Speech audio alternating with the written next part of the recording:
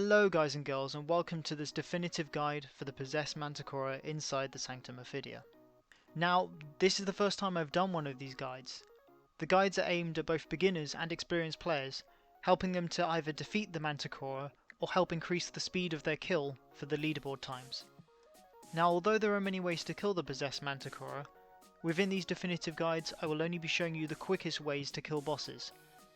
Now, that being said, let's jump straight into the setup for your raid for this fight.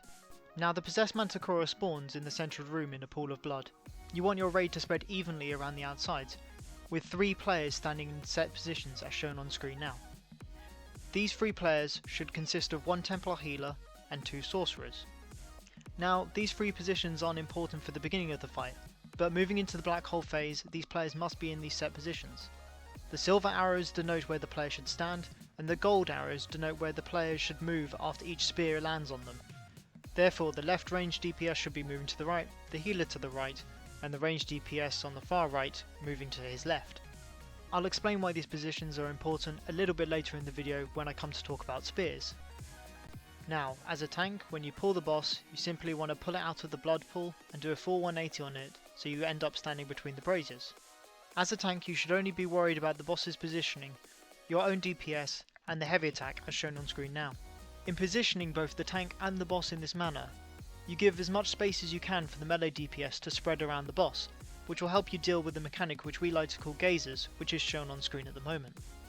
The Possessed Mantikora will cast gazers 12 seconds into the fight, and then will recast them on a timer every 15 seconds until the black hole phase. Gazers will be cast on 2 random players, with a graphic that will occur under your feet as you can see on screen now. The player will receive 3 gazers in a row, with each gazer being 1.5 seconds apart. The player should first roll dodge and then simply walk out of the raid in a direction without running into any other players. Shortly after the second time gazers spawn, the Possessed Mantikora will produce a large 30-yard AoE, which is a stomp. The stomp will deal very high physical damage for initial hit and 6 following ticks. Players must block this stomp, but after the red is dissipated, the player should begin running in a single direction away from others in order to try and avoid the black hole. The black hole mechanic is cast on a single player and will spawn a large healing spring sized black hole as you can see on screen now. If you get sucked into the black hole, you'll enter another boss room with an image of the serpent. I'll not be going into how you deal with this other boss, as the tactic requires that you don't have to go down there, as you will not hit the enraged timer on the Mantikora.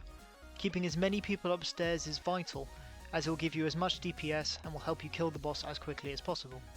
To briefly explain how you avoid the black hole, simply run in a straight line and sprint, or if you're a sorcerer use your streak, or as a Nightblade you can also use Shadow Image. If you are sucked down, that is the end of the fight for you, just sit down there nice and tight until you're teleported back upstairs. If you're going for the fastest kill possible, melee should not even try and avoid the black hole due to the reduction in DPS. Now, as a tank, as the black hole is spawning, you should do a full 180 around the boss, as the Mantikora is about to go into its second stage. Therefore, during this black hole stage of the fight, the boss will only use 3 main mechanics: spears, stomps, and heavy attacks which only your tank needs to worry about.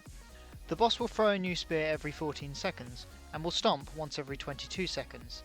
However, the boss will always prioritise spears over stomps, so, in the event when spear and stomp timers align, the boss will always choose to throw a spear first with a stomp immediately afterwards. Now, before I go ahead and explain spear movement for the 3 range players, I must stress that after you have avoided the black hole, if you are not part of these 3 range players, you must stand in melee. If you run with a second healer, they should also be part of this melee group. Likewise for ranged DPS who are not part of the ranged team. Now, for the 3 range players who are on spear duty, after having avoided the black hole, go to the positions that were shown at the beginning of the fight, with 1 to the right of the boss, 1 to the left of the boss, and 1 behind where the camera currently is facing.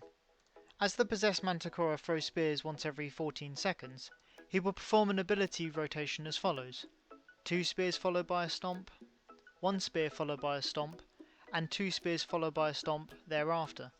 At this point, I must state that the boss will occasionally throw 2 spears followed by a stomp when I have previously stated it would only throw 1. This is such a rare occurrence that it never usually happens, but I thought I should mention this anyway. Spears will target the 3 most ranged players at random. However, you should not run into melee until the second spear's target has been chosen, as a player can be targeted twice. in going back to the range player positioning image, you can see in which direction each player should run, as shown by the golden arrows. To avoid spears, players should sprint in the direction shown, stopping at the edge of where the spear will land.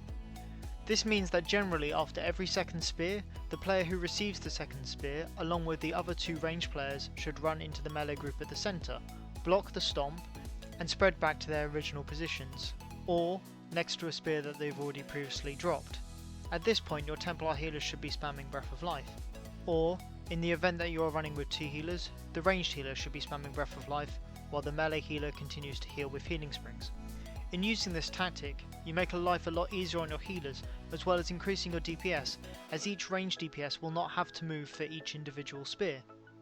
It is at this point that I should remind you that the number of spears and stomps you'll see will greatly depend on your DPS. So, the more DPS that you have, the fewer spears and stomps that you'll see at this stage. At this point in the fight, you have a long time until the enrage timer kicks in. So, even if your DPS is a lot lower and you are taking several rounds of stomps to kill the boss, you should be able to beat the enrage timer. And there you have it. Congratulations on your first Possessed Mantikora kill, or congratulations on your brand new speedrun time. I hope this video helped, and I'm planning on doing a lot more in the future with different bosses both in Trials and 4-man. Let me know in the comments below if you liked this video and if you'd like to see more. So, thank you for watching this definitive guide, and I'll see you in the next one.